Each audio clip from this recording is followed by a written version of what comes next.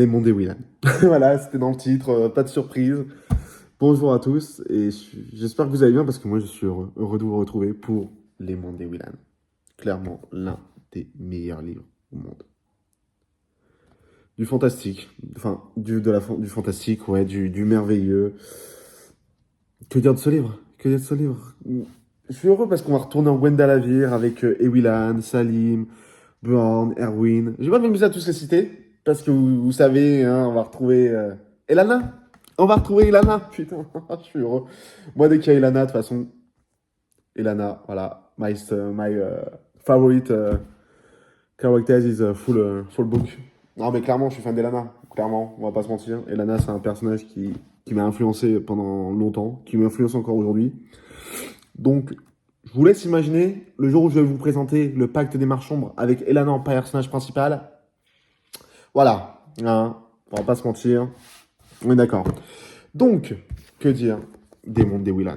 Mis à part que la quête des Willan, masterclass. Les mondes des Willan.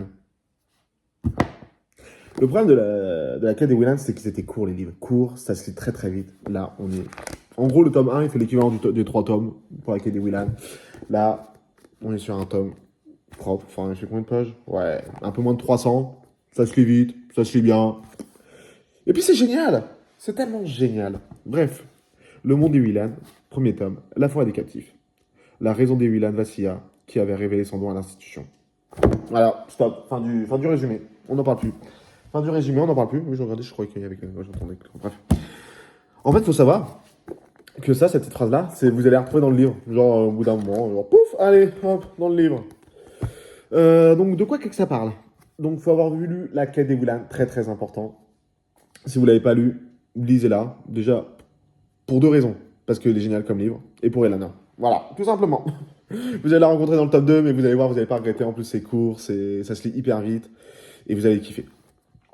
Donc là, en gros, dans ce tome-là, Ewilan, elle se retrouve prisonnière d'une institution. On ne sait pas pourquoi, on ne sait pas comment, et c'est Salim qui vient la délivrer avec d'autres personnes et tout ça. Ils arrivent à s'en sortir. D'ailleurs, voilà, hein, Ewilan et Salim, du coup, une représentation de la personne qui a dessiné. Je ne sais pas qui a fait l'illustration. Enfin, j'aurais dû me renseigner. C'est super, c'est fort, Florian. Bref, tu parles tout seul. Voilà, enfin bref. Donc voilà, et Willan retourne dans le monde de Wendalavir, du coup, dans l'autre monde. Et en fait, les mondes des Willan, en fait, vraiment, elle va switcher. Là, elle va vraiment switcher entre les deux mondes, apprendre à mieux maîtriser son pouvoir de l'imagination. Et le problème, c'est que dans l'imagination, bah, plus les jours passent, plus ça devient compliqué à imaginer les choses. Enfin, il y a quelque chose qui l'empêche d'imaginer. Alors, elle, vu que c'est une masterclass en termes d'imagination, elle peut aller très très loin dans l'imagination, qui lui permet d'imaginer beaucoup de choses très puissantes et qui l'entourent dans le temps. Mais les plus simples, ceux qui maîtrisent pas du tout l'imagination, genre ils sont même pas capables, ils voient même pas le danger arriver parce que le danger est trop loin. Et si ça En gros, c'est comme si enfin, on courait. Il y en a, ils sont capables de courir un marathon. Mais imaginons qu'au 40e kilomètre, il y a un danger qui empêche de finir les 42 kilomètres. Le coureur qui a l'habitude de courir des marathons, il va y aller vite au 40e kilomètre. Vous, par contre, qui courez, voilà, le temps d'y aller, vous ne voyez pas le danger, quoi. Donc voilà, donc Ewilan, elle se met en quête de savoir d'où vient ce danger, et donc ils vont vers un pays frontalier. Si je ne m'abuse, l'institution, voilà. Non, ils n'ont pas mis la carte dans celui-là. Parce que normalement, il y a la carte en tête dans le tome 2. Je vais regarder ça. Parce que ils ont mis la carte et qui permet de toujours se repérer en fait dans le monde de Gwendalavir. Voilà, donc dans le tome 2, voilà. Et ils ont pas. Voilà, royaume de Race, voilà, enfin bref. Il y a Gwendalavir et le royaume, donc voilà, ça nous permet de nous repérer toujours dans cet univers-là. Donc voilà, on rencontre un enfant aussi que Elana va éduquer parce que l'enfant, il a le pouvoir de l'imagination, mais sauf que son pouvoir se limite à pouvoir contraindre les gens à faire quelque chose. Donc quand le gamin dit à quelqu'un tu meurs et que la personne meurt, ça pose problème très très vite. Voilà, c'est pas Jojo quand même qui dirait. Donc voilà, Elana se met en quête de retrouver les parents de ce gamin-là, de ramener ce gamin, de le rendre. De le rendre, je sais comme si c'était un objet. Et voilà, et du coup elle se met en quête avec ses amis. En même temps, enquêter qui est cette mystérieuse institution. L'œil d'Otolep. Voilà, donc Le brûleur arrivait sur eux à une vitesse hallucinante. Elana encocha une flèche, Edwin tira son sabre, Salim son poignard, le cœur serré par l'angoisse, et Willan comprit pourtant qu'il ne pourrait pas s'arrêter, arrêter le monstre, et glissa dans l'imagination. Voilà. Encore une fois, on retrouve Elana, Elana qui est bien plus exploitée, Elana où elle montre une multitude de son pouvoir, Elana qui sauve quelqu'un, une extrémiste de la mort et qui le regarde, qui dit, soit tu viens de marchand, soit je te tue. Ah, c'est clair. T'as le choix entre soit intégrer une secte, je vais me faire taper sur les doigts par tout le monde, soit de mourir. La personne rejoint les marchands blancs. Voilà. J'ai un peu spoil le truc. En même temps, on aurait tous fait ça, le gars il se décide assez vite, ce qui pose problème dans l'histoire, j'allais dire, j'ai un peu trop spoil.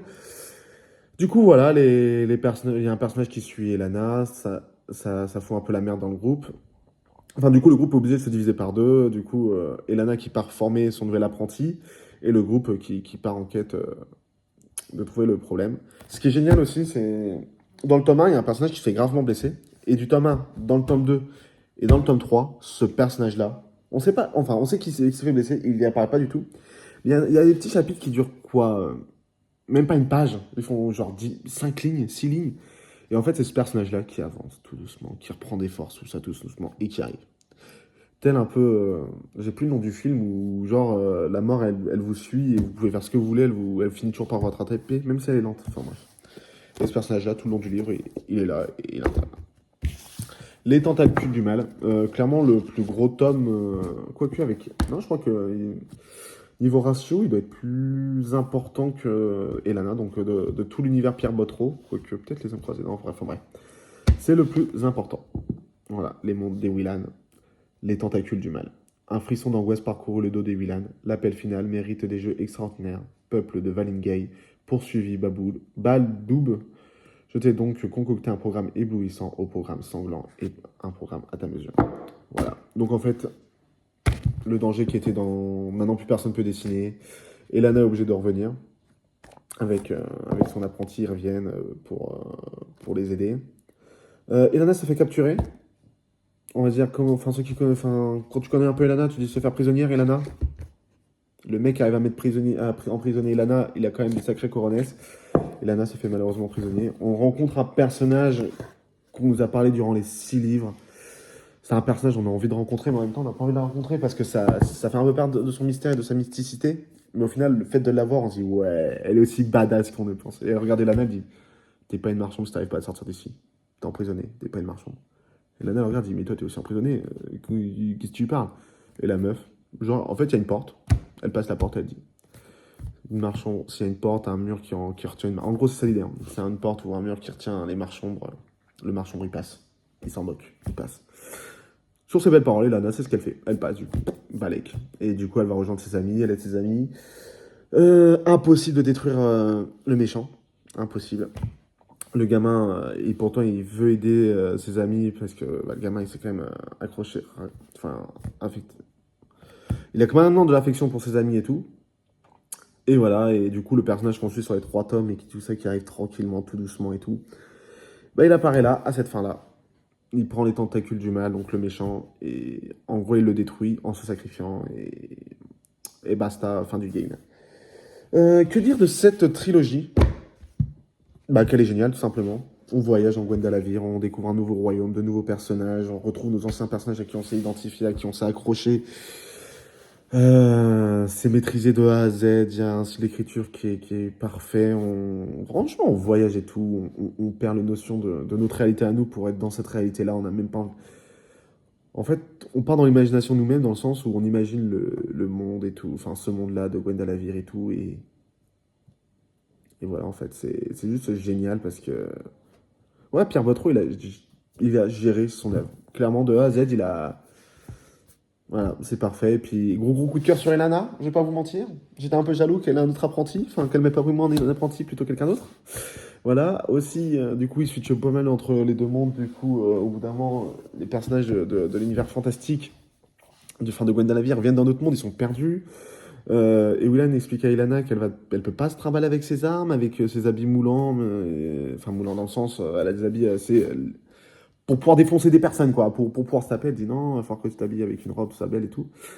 Ilana s'habille en robe, Bien évidemment, la meuf, fallait qu'elle dépose les armes pour être plus discrète, forcément.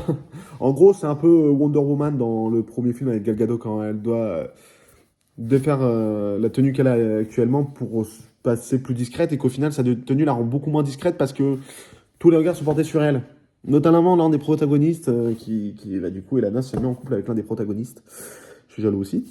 Et voilà. Et en gros, ouais, l'histoire, elle s'arrête là. C'est une fin ouverte sans être ouverte. Elle est à la fois ouverte, à la fois fermée. Genre, il peut se passer d'autres trucs après. Mais en même temps, voilà, l'histoire se suffit à elle-même. Comme j'en ai déjà parlé, il y a le pacte des marchands qui arrive juste après, qui se passe après cette histoire-là. Donc, vous vous doutez bien que vivement le pacte des marchands qui parle que des lanas. Pauvre de vous. Donc voilà, donc ceux qui n'ont pas encore lu, clairement, lisez. Lisez, vous allez voyager, vous allez kiffer, vous allez vivre une aventure extraordinaire, clairement. Laissez-vous transporter et vous verrez le temps que vous allez passer dans ce livre-là, ce sera que du bonheur. Que du bonheur. Après, ça reste pour un public assez jeune, je dirais enfant, pas enfant, enfin, début d'adolescence, 10-12 ans, enfin, début d'adolescence pour les 12-14 ans, mais en même temps, 10 ans, ça commence à pouvoir être assez intéressant. Peut-être plus la quête des Willan quand même, parce qu'elle est beaucoup moins complexe que celui-là. Mais là, à partir de 12 ans, 12-14 ans, clairement, foncez. Enfin, si vous avez plus de 12 ans, foncez. Si vous aimez bien le fantastique, foncez.